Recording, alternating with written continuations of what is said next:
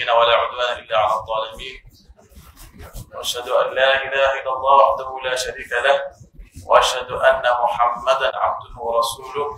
أما بعد، marka ugu horeyso halkan waxaan salaan diiran ugu soo gudbinayaa gudoomiyaha baarlamaanka federaalka Soomaaliya Saacid Yaasiin Xaadi,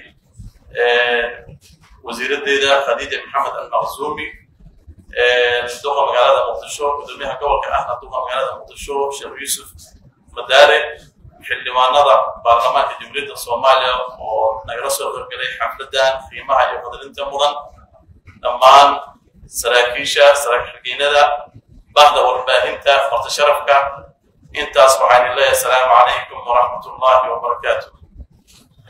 waxaan iloobay gudoomiyaha xilka banaynayo iyo kuwa cusub intaba waxaan idinku darayaa assalaamu calaykum waraxmatullaahi wabarakaatuh. bacda salaam, maanta waxay tahay farxad aad u muhiimsan.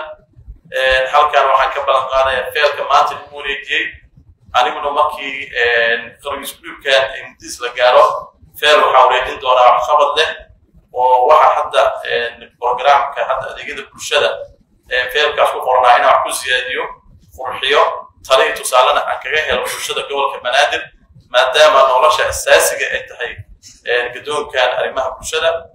waxayna u baahan tahay xilib soo celintii, nadaafadii iyo maxaa la yiraahdaa wax walba oo horumar ah bulshada ku tacabsan. feelkaas waxaan dareemi doonaa inuu feel qurux badan u noqon doono insha Allah.